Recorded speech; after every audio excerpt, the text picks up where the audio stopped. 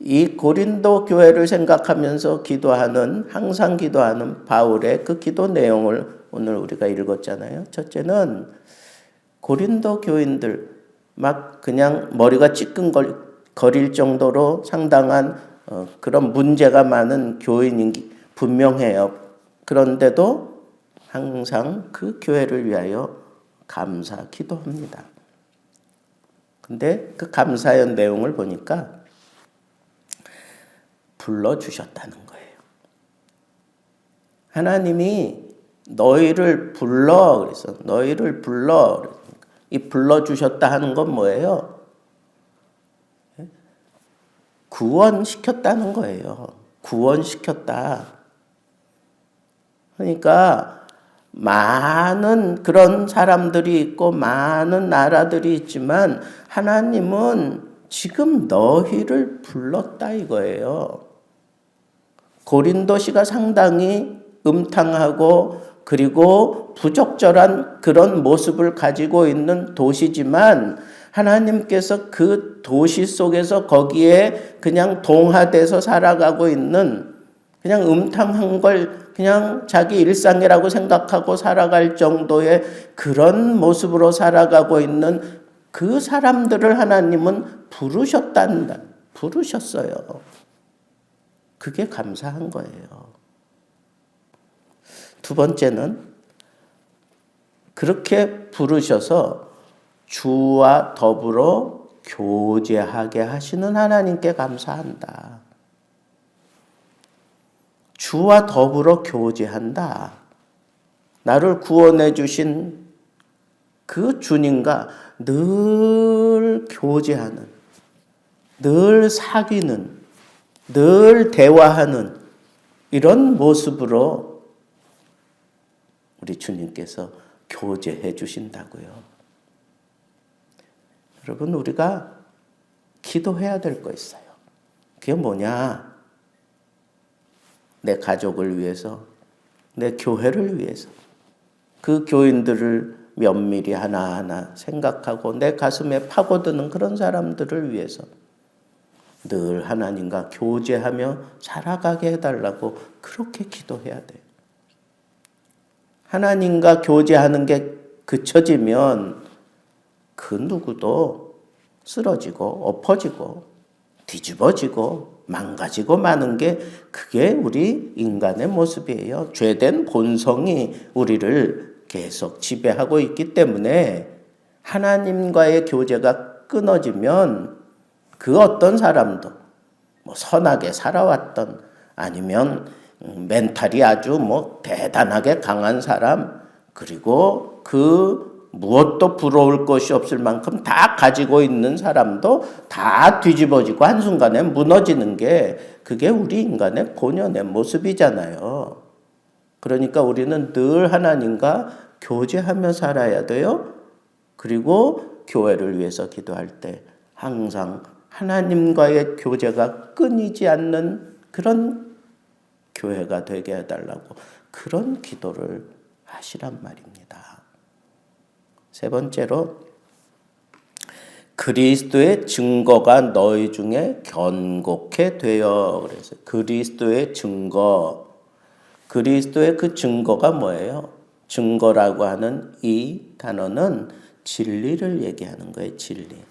그리스도의 진리가 너희 중에서 아주 단단하게 견고케 되었다. 아주 땅땅하게 굳어졌다. 그런 거예요. 그 진리의 말씀이 이제는 깨지지 않는 정도로 땅땅해진 거예요. 여러분, 제가 말씀드렸잖아요. 이 고린도 교회가 상당히 위급한 그런 상황이었던 것을 말씀드렸어요. 왜? 바울이 오지 않는 틈을 타서 거짓 교사들이 들어와가지고 교회를 막 흔들어대고 있었단 말이에요.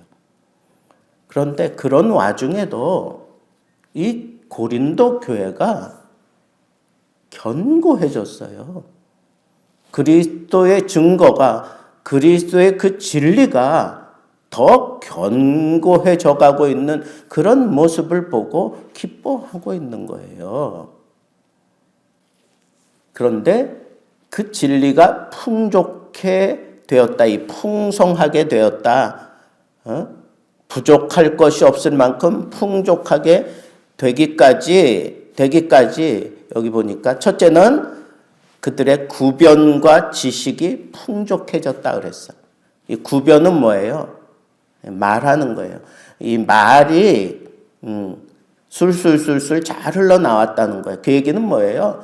말이 그치지 않고 계속 흘러나왔다는 얘기는 진리에 대해서 얘기하기 시작하면 거침이 없이 계속 흘러나왔다는 거예요. 이 진리에 대해서 깊은 통찰이 생겼다는 거예요. 그러니까 그치지 않고 쭉 흘러나온 거예요. 얼마나 하나님의 말씀을 붙들고 씨름했는지, 하나님이 베푸신 그 은혜를 붙들고 씨름했는지 그런 흔적이 여기 사실은 나타나 있는 것을 볼 수 있다는 거죠. 터득이 생긴 거예요. 말씀에 대한 깊은. 그러면서 지식이 쌓였다는 거예요. 지식이 쌓인다는 건 뭐예요? 그만큼 많이 습득했다는 거예요. 붙들고 씨름하는 시간이 많았다는 거예요. 둘째는 모든 은사에 부족함이 없다. 증거가 견고케 되기 위해서 또 한 가지, 모든 은사에 부족함이 없다. 이 얘기는 뭐예요? 고린도 교회에는 이 은사가 충만했어요. 지식의 은사, 지혜의 은사, 방언의 은사, 예언의 은사, 병 고치는 은사, 너무너무 많았잖아요. 모든 은사에 부족함이 없이. 그러니까 여러분, 하나님의 말씀, 진리가 우리에게 견고하게 되어지도록 하나님께서 우리에게 열심을 부어주셔서 말씀에 대한 그 지식이 쌓이게 그렇게 역사하셔서 툭 건드리면 그냥 거침없이 쭉 흘러가도록 그렇게 해주시는 역사가 필요하고, 또 하나는 이건 신비로운 영적인 은사가 동반되어지면 우리가 전하는 이 복음이, 내가 지금 붙들고 있는 이 진리가 견고해진다는 거예요. 그러니까 우리가 믿음 생활하면서 놓치지 말아야 될 부분이 있어요. 그게 뭐예요? 하나님 나에게 은사를 주십시오. 하나님 나에게 은총의 표징을 주십시오. 시편 기자가 그렇게 기도한 것처럼 여러분들의 삶 속에서도 이런 은사가 나타나야 돼요. 방언이 터지든지 예언의 은사가 나타나든지 병 고치는 은사가 나타나든지, 여러분 이런 은사를 하나님 앞에 구하세요. 구하는 건 내 몫이고 주시는 건 하나님이 하실 일이잖아. 그거 구해야 돼요. 왜? 그래야 내 안에 심겨진 이 진리가 견고해진다는 거예요. 그런 사람을 세상에 감당할 수가 없어요. 그리고 마지막으로 바울이 정말 미쁘신 하나님 앞에 기도했던 내용 가운데 하나는 그리스도의 나타나심을 기다리며 살게 하옵소서.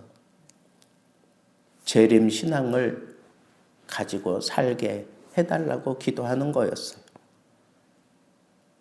그 주님 만날 때 그동안의 이 영적인 싸움, 고단한 싸움, 남들이 알아주지 못하는 그런 싸움, 그리고 내가 참 힘들고 어렵지만 그래도 내 주님 나를 위로하시며 나를 칭찬하실 것을 기대하며 이 고난의 길을 끝까지 가고 있는 이 복음꾼들이 붙잡는 것 이거 하나밖에 없잖아요.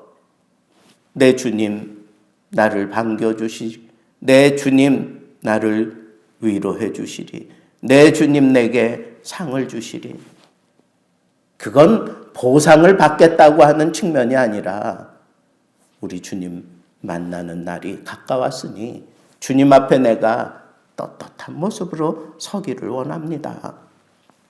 그래서 다른 곳에 내가 시선 뺏기지 아니하고 주님 만날 날을 기대하면서 내가 정제된 믿음 생활 하겠습니다 하는 거잖아요. 이 기도, 그치지 않는 이 기도의 대열에 여러분들의 무릎을 드릴 수 있는 귀한 미쁘신 하나님 때문에 항상 기도할 수 있는 하나님의 백성들 되기를 주님의 이름으로 축복합니다.